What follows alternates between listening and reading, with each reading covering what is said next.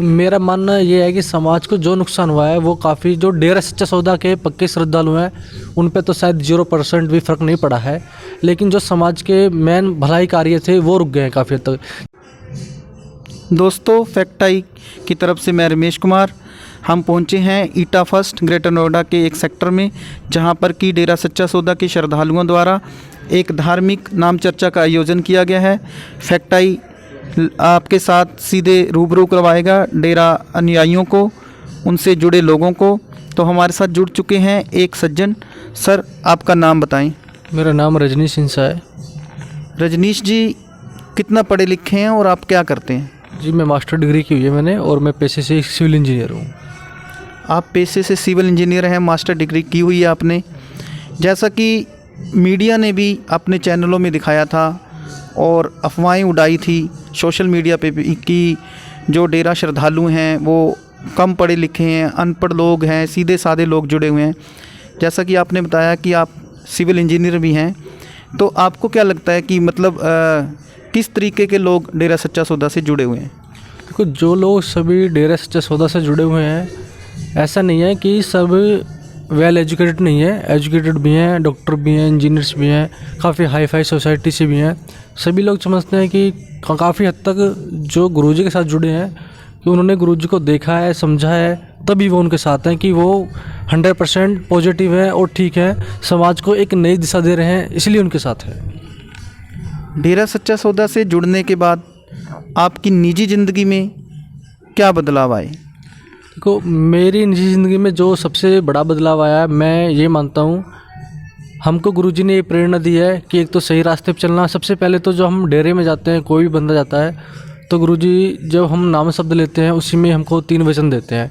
3 वचन क्या, एक तरह से हमको बताते हैं भाई इन 3 वचनों को आपको मानना है। और देखा जाए तो सारे सत्संग का जो सार है उन्हीं 3 वचनों में है।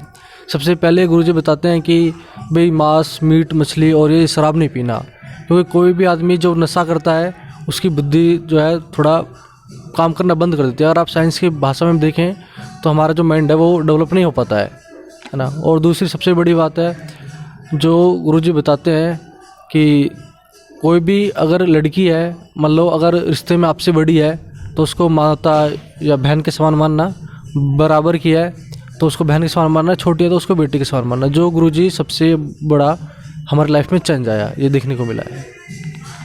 समाज भलाई के बहुत सारे काम किए हैं गुरुजी ने, डेरा सच्चा सौदा ने नशों को दूर किया, महिलाओं के लिए कितना कार्य किया गुरुजी ने?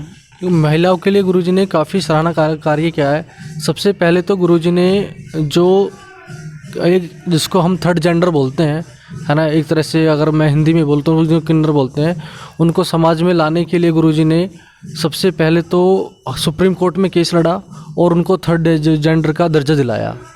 और जो लड़कियां कुछ हमारे समाज में ऐसी भी हैं जो मजबूरी बस या फिर किसी लालच के बस, है ना, कि एक वैश्यावृत्ति जैसे गंदे काम में भी वो लिप्त हो जाती हैं कई बार, या फिर मजबूरी हो जाती है, तो उनको भी मुख्य समाज में लाने के लिए गुरुजी ने आह्वान किया, केस भी लड़ा और उनको भी अपनी शाही बेटियाँ बनाया और फिर उनको पढ़ाया लिखाया, ट्रीटमेंट भी कराया उनका।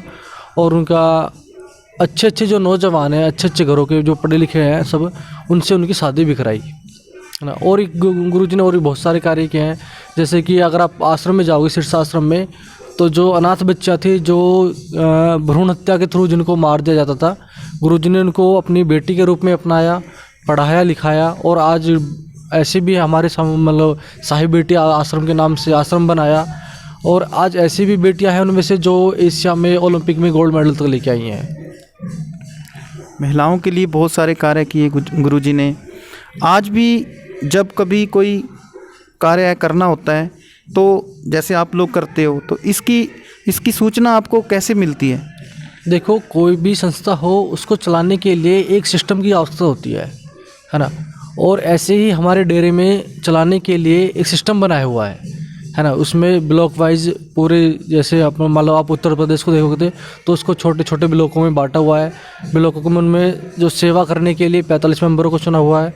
उससे छोटे हमारे ब्लॉक भंगीदास होते हैं, है ना। उसके हिसाब से पूरा मैनेजमेंट सिस्टम है और सब गुरुजी के फॉलो ऑर्डर से ये सारा सेवा की जाती है। प्रेरणा आपको कहाँ से मिलती है? मतलब कोई भी कार्य करना होता है तो जैसे अभी गुरुजी समाज में नहीं है तो वो सूचना आप तक कैसे पहुँचती है?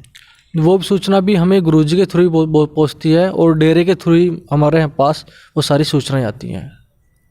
नहीं, मैं पूछ रहा हूँ जैसे कोई चिट्ठी के माध्यम से या पत्राचार के माध्यम से या किस तरीके से गुरुजी कोई नया कार्य शुरू करते हैं तो आप लोगों को उसकी सूचना कैसे मिलती है? देखो जब तक हमारे गुरुजी मतलब बीच में डेरे में थे तब तक तो डायरेक्टली रूप से उनसे कांटेक्ट होता था, लेकिन जब से वो अंदर है ना, तो अब उनसे चिट्ठी के माध्यम से कांटेक्ट होता रहता है जी। शाही परिवार है वो मिलने जाते रहते हैं, जो हमारे 45 मेंबर है वो मिलने जाते रहते हैं, तो उन्हीं के ही ऑर्डर से या फिर उन्हीं की प्रेरणा से ही हमारे डेरे के जितने भी सारे कार्य हैं, समाज सेवा के जो भी कार्य हैं, वो उन्हीं के ऑर्डर से चलते हैं।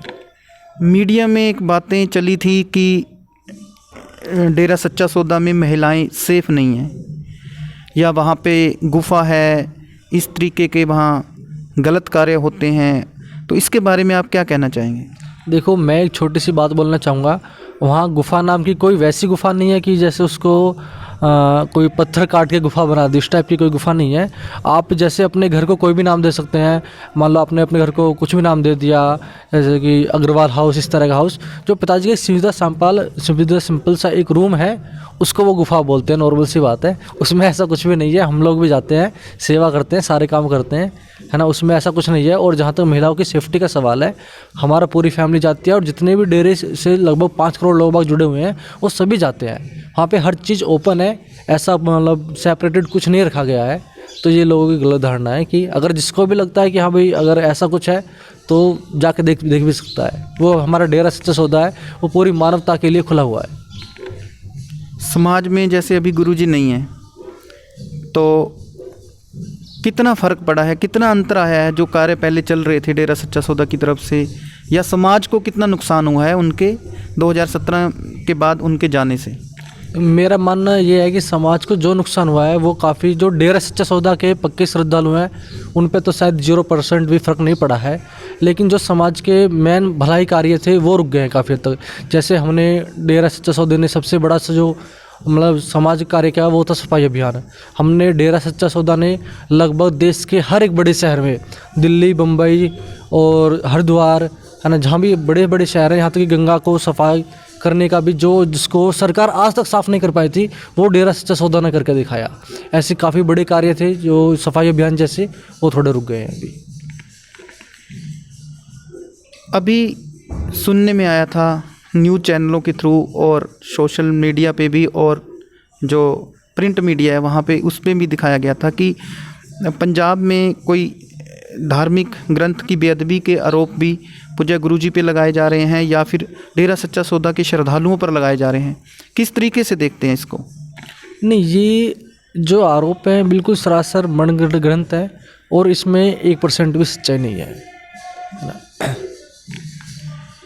क्या लगता है आपको कि इस पूरे घटनाक्रम में, चाहे वो गुमनाम चिट्ठी वाला हो या अभी जो ये बेअदबी वाला केस है, क्या लगता है कि कौन ताकतें हैं जो बदनाम करना चाहती हैं डेरा सच्चा सौदा को?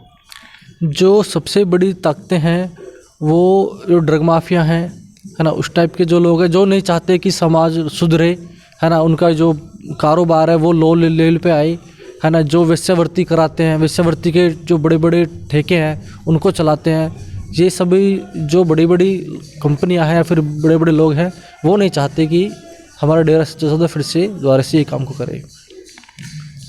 सरकार से क्या अपील करना चाहोगे पूज्य गुरुजी के बारे में?